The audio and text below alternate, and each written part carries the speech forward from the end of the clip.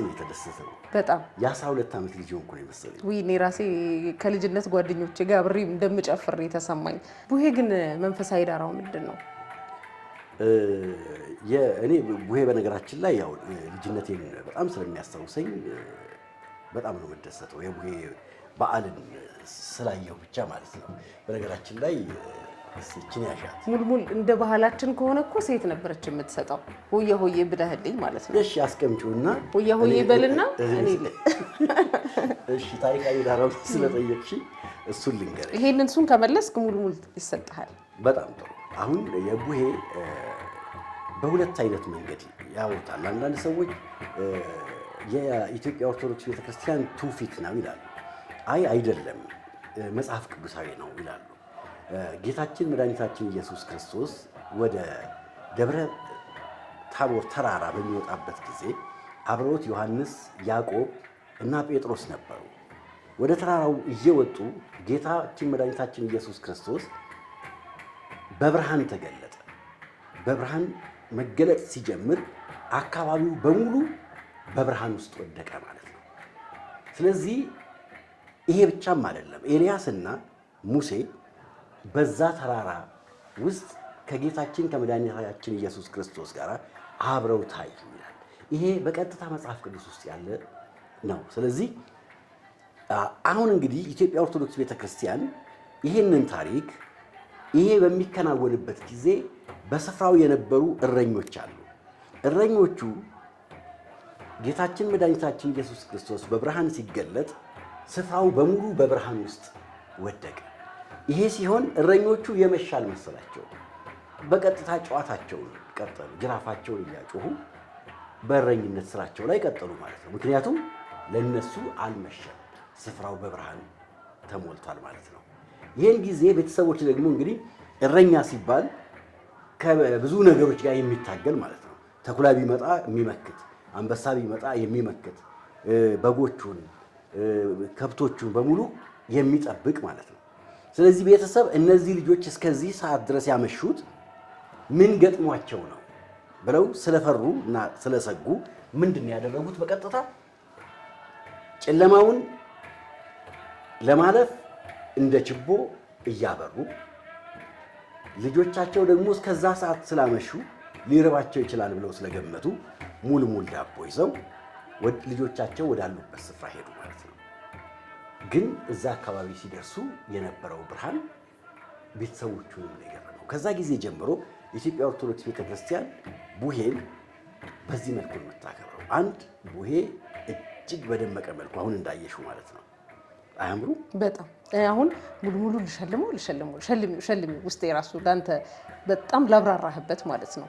እኔም ደግሞ ይሄንን ሙልሙል ሳይ ልጅነቴ ይኸው ወደ ልጅነትህ እባክሽ አሁን ከረጢት ዓመት አውደ ዓመት ድገምና ዓመት ድገምና የሰሊናን ቤት ነው እንዴ? የሰሊናን ቤት እመቤት ለመባል አልደረስኩም ነው። የሰሊናን ቤት ድገምና ዓመት ድገምና እዚህ እንዳላችሁ አይለያችሁ፣ ክበር በስንዴ ክበር በጤፍ የሚቀኛ የለም። አሜን አሜን። የቆላፍ የወፋፋ የወለዱት ይፋፋ፣ አሜን አሜን። የወልደግ የወለዱት ይደግ፣ እዚህ ቤት ይግባ በረከት። በእውነት በጣም ደስ የሚል በቃ እነሱ መንፈሳዊውን ነገር ይዘው መጡ። አንተ ደግሞ ይሄ ባህላችን ያደግንበት የለም። የጨፈርኩትን እኮ ነው ገባሽ? እኔ እኮ አንድም የለገሃር አንድም የጨርቆስ ልጅ ነኝ ገባሽ? ስለዚህ አሁን ከረጢቱን አምጪና ሽጉጥ አድርገህ ይኸው እቺን ይዣት ነው የሚሄድ እንዴ? እውነት ነው ያንተ ነው ተሰጥቶሃል።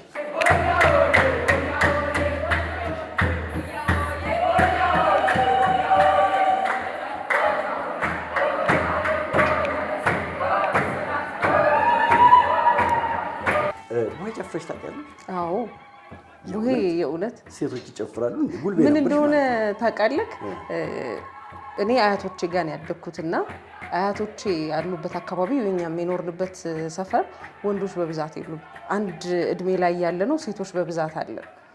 ወላጅ እናቴ አካባቢ ደግሞ እሷ የምትኖርበት አካባቢ ደግሞ በእኔ እድሜ ያሉ እንዳለ ወንዶች ናቸው። አንድ እኔ ብቻ ነኝ ከመሀላቸው ሴትና ከነሱ ጋር ኳስ እጫወታለሁ።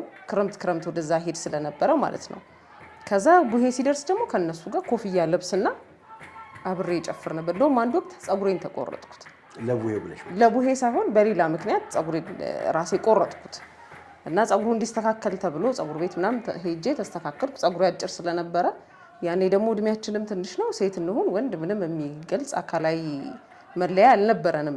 ስለዚህ ከነሱ ጋር አብሬ ይጨፍር ነበረ። ግን ያንቺ ድምፅ ቀጭን ስለሆነ ይሄ እና ስንት ተሰጠሽ? ውይ ብዙ እንዴ! አሁን እኮ መንገድ ላይ ሳይ ባይገርምህ ማለት ነው 50 ብር ነው እየተሰጣቸው ያለው እና 10 ብር የተሰጠው ካለ እንዴት ነው አሁን 50 ብር ዘርዝሮ ለመካፈል ችግር ሆኖባቸው ልጆች እየተመለከትኩ ነበር ትላንትና። በእኛ ጊዜ 50 ብር የሚሰጣቸው 50 ብር ይሰጥና 10 ብር ምናምን በመሀል ቅልቅል ካለ 50ውን 10 ለማድረግ ሱቅ እየዞሩ ምናምን እንዘርዝር እየተባባሉ እያየኋቸው ነበረ። በእኛ ጊዜ 10 ሳንቲም የሰጠ ባለጸጋ ነው። 1 ብር ሊገልሽ ይፈልጋል። በጣም በቃ ፔንት ነው የምታደርገው። ይሄ ዓመት የሚለው ነው በቃ የመጨረሻው ወጥ ነው የምታደርጊው ማለት ነው። ግን ሙልሙል ዳቦ አለ። ይሄ ሙልሙል ዳቦ በቃ አሁን እቺኛዋ ቀጠና አለች። አሁን ይዘታቸው እንደዚህ ነው። ግን ይሄን ነው ያከረው። ወፈር ይላል። በኮባ የተጠቀለለ ነው። አይ ኮባው እንኳን መጀመሪያ የሚነሳል እና እንደገና ደግሞ ከረጢት ይላል። ከረጢቱ እኮ ደግሞ ምናልባት የስንዴ ዱቄት የሚፈጭበት ሊሆን ይችላል ከቤት የምታመጪው እና እሱን ዳቦን እዛ ውስጥ ከተሽ እንደዚህ ስትዩ አንቺ ራስሽ ዱቄት በዱቄት ትሆኛለሽ። ገንዘቢያሽ ተመርጦ ነው ማያጭበረብር ማለት እንዳይቀረቅም በጣም ተብሎ ማለት ነው። እኔ ግን ማራሰው አድገጠመኝ ልንገርክ። እንደዚህ ከጓደኞቼ ጋር ቡሄ ጨፈርንና አይ ቲንክ 12 ብር መሰለኝ የተካፈል ነው። እሺ ከዛ አንድ ጓደኛችን 12 ብር አዎ ሙሉ ቀን ነው እኮ የምትጨፍረው። ቅዳሴ አይኬድም የዛን ቀን ምናምን በቃ እሺ። ከዛ 12 ብር ተካፈልን፣ ወደ የቤታችን ሄድን። አንድ ጓደኛችን ግን እቤት አልሄደም፣ ጠፋ። ያቺን 12 ብር ይዞ ጠፋ፣ ቆየ በጣም።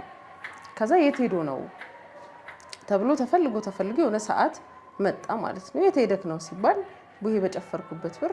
የኛ ሰፈር ካሳንቺስ ደግሞ አሻምብሮኒ የሚባል ሆቴል አለ። እሺ ከዛ አሻምብሮኒ ገብቼ ፓስታ አዝዤ በለው አለ ማለት ነው በብሩ።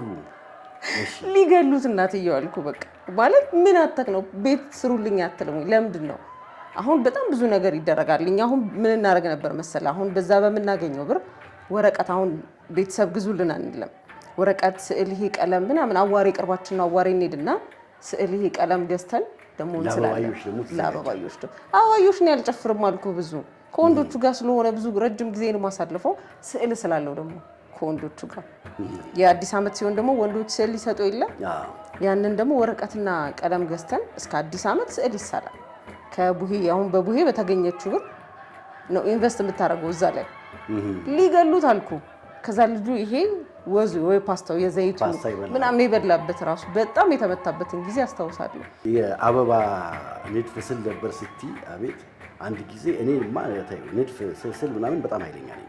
ቀለም እቺ አረንጓዴ፣ ቢጫ፣ ቀይ ያለች ቀለሟ እሷን ሁሉ ራሱ እየጠቀለልን እንሸጥ ነበር እኛ ራሳችን። አሁን ሁነኛው መራ ይፍረስ አይፍረስ አላውቅም። እዛ ነበር ቀለሟን የምንገዛት ራሱ ማለት ነው። እኔ የለገሃር ልጅ ነኝ ብዬሻለሁ፣ ግን የጨርቆስ ልጅ ነኝ። አሁን በመደበኛ ወስን እንጂ ቤቱ ጋር ነው ያለው። አሁን ለገሃር እና ጨርቆስ ራስጌና ግርጌ በያቸው። ስለዚህ በጣም ቅርብ ለቅርብ ናቸው። ስለዚህ ለገሃርም ነኝ ብል አንድ ግርክ ለገሃር አንድ ግርክ ጨርቆስ ነበር ማለት ነው። የተወለድኩት ለገሃር ነው፣ ያደግኩት ጨርቆስ ነው። ስለዚህ እኛ ችቦ ስናበራ ምን እንላለን መሰለኝ፣ ሌሎች ደግሞ ከጊምቢ የመጡ ጎረቤቶች አሉ፣ ከወለጋ ማለት ነው። ከዛ እኛ ምን ብለን እንጨፍራለን መሰለኝ፣ አንቺዬ ሁዬ ልንገርሽ ለገሃር አፋፍ ላዩ ተክያለው ሙዝ የሚበላ ሳይሆን የሚወዘውዝ እንላለን። ደምቅ ስናደርገው ከወለጋ ደግሞ የመጡት ጎረቤቶቻችን አሉ። እነሱ ደግሞ ትርጉሙ ምን እንደሆነ አላውቅም እና ከተሳሳትኩ አድማጭ ተመልካቾቻችን ይቅርታ አድርጉልኝ። ሸምበቆ ያዶላ ቢሽንቃቆ ሄዱ እሱ የቃ ፉክክር ነው እዛና እዚህ ማለት ነው።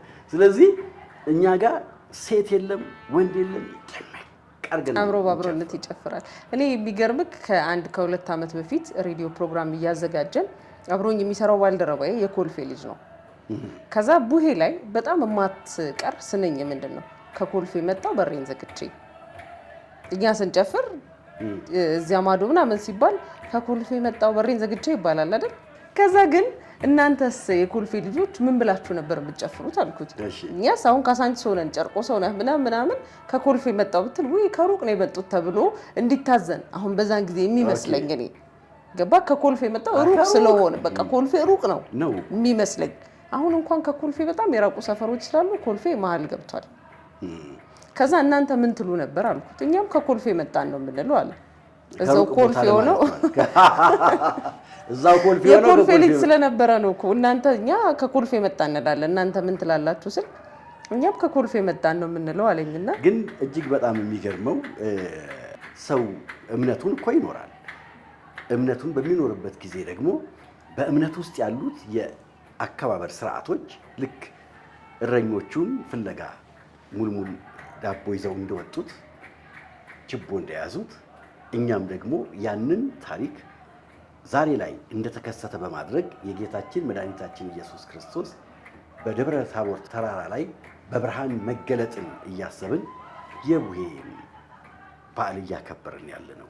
እንኳን አደረሳችሁ ለውድ ተመልካቾቻችን፣ እንኳን ለደብረ ታቦር ቡሄ በዓል በሰላም አደረሳችሁ እያልን ያዘጋጀነውን ሙልሙል ይኸው ለእናንተ ለተመልካቾቻችን እቺ የኔ ድርሻ ነው። ሌላም አለ ከውስጥ እናመጣለን። እናንተ ደግሞ ቡሄን በማስመልከት ቻናላችንን ሰብስክራይብ እያደረጋችሁ ላይክ፣ ሼር እያደረጋችሁ አብሮነታችሁን ግለጹልን። መልካም በዓል።